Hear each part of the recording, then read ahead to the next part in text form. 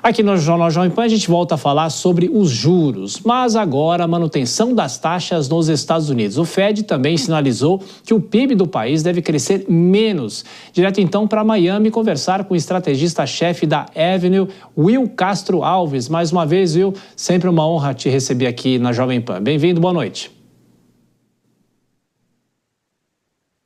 Obrigado, Thiago. Boa noite a todos que estão nos assistindo aqui. Bom, aqui no Brasil nós tivemos mais uma alta dos juros, mas aí nos Estados Unidos, de novo, houve a manutenção, mas há uma sinalização de futuras quedas da taxa básica de juros. Entretanto, há esse alerta de queda do PIB aí no país. Nesse bolo, nessa super quarta, o que é possível destacar, Will? Boa, Thiago. Você já trouxe exatamente um pouco dessa dicotomia, assim, né? Você fala que a economia está desacelerando, né? O Fed projeta menos PIB agora para os Estados Unidos em 2025. Bom, então tem espaço para cortar juros. Não, mas veja bem, porque a inflação também tende a aumentar. Mas, poxa, mas por que a inflação está aumentando se a demanda agregada, o PIB está projetando cair, né? Ou diminuir, crescer menos? Porque você tem as tarifas, e essas tarifas elas geram essas incertezas na economia.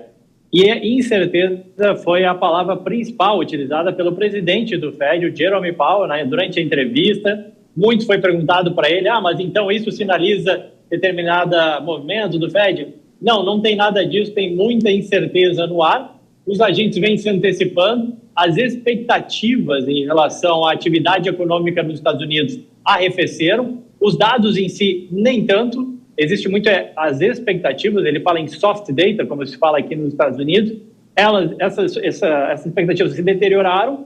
Então, olhando à frente, você tem um receio aí de que essas tarifas possam gerar inflação e isso reduz o espaço para corte de juros, mesmo com uma atividade um pouco mais fraca. E é interessante que no comunicado aqui do Copom, como sempre, né, muitas vezes isso acontece, há a citação justamente dos Estados Unidos. Eles citam os Estados Unidos antes mesmo de falar sobre os fatores internos aqui da economia brasileira. De uma certa maneira, isso influencia o mercado aqui de que forma, Will? Claro. O juros americano é a taxa referência, a taxa básica do mundo, né? Porque ele dá preço para o dólar. E a partir do momento que ele influencia o dólar, ele acaba influenciando o mundo como um todo. O dólar é a moeda de reserva de valor global, é a moeda de transação comercial do mundo. E o impacto no dólar ele é sentido no mundo inteiro. O dólar, quando se valoriza, a gente acaba tendo uma inflação maior no Brasil e isso mexe e impacta com os juros do Brasil. Um custo de financiamento maior aqui nos Estados Unidos, fica mais caro no resto do mundo. Se emprestar dinheiro para os Estados Unidos ficou mais caro, emprestar dinheiro para o Brasil ou para a Colômbia fica ainda mais caro. Então, por isso que os juros aqui nos Estados Unidos, eles são muito importantes. Lado bom é que os juros se mantiveram aqui nesse patamar. O mercado acabou celebrando, a Bolsa subiu, né? A gente viu o mercado reagindo de forma positivamente hoje, essa manutenção de juros, que apesar de trazer, né, essa atualização de menos crescimento de PIB, o Jerome Powell refutou um pouco essa ideia de recessão que começou a se falar aqui nos Estados Unidos, tirou um pouco essa ideia de recessão, falou sim que o Banco Central está preparado para agir caso os dados substanciem essa necessidade de ação pelo Banco Central. Então ainda o cenário continua muito incerto, como o Jerome Powell falou. No cenário base, você tem 2 cortes de juros programados aí para esse ano, podem não acontecer, vai depender da evolução dos dados, mas pelo menos tirou um pouco daquele receio maior que existia de que, eventualmente, os Estados Unidos estariam caminhando para uma recessão. Ele falou que ainda é muito cedo para falar nisso. Ô Will, e aqui o dólar continua em queda, 5,64, inclusive é o menor valor desde outubro do ano passado.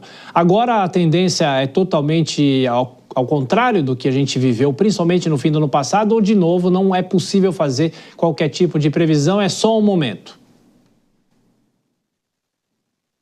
O mercado muda de opinião como quem muda de roupa, né? Assim, é bipolar. 90 dias atrás só se falava do excepcionalismo americano, o Trump regulando a economia, diminuindo a máquina pública, isso é muito bom para crescimento e tudo mais, e agora falando até em recessão, né? 8,80. E aí, num cenário onde a economia americana ela cresce menos, mas sem recessão, sem uma grande crise, os investidores acabam buscando alocações em outros lugares. caras que eventualmente possam crescer mais ou possam ter um cenário um pouco melhor. E é isso que vem justificando essa queda do índice dólar, o dólar contra várias moedas, não foi só contra o Brasil, foi contra várias moedas, desde ali da posse do Donald Trump. Algo muito semelhante com o que aconteceu, inclusive, no primeiro mandato do Trump, tá? Então é interessante ver que essas coisas se repetem.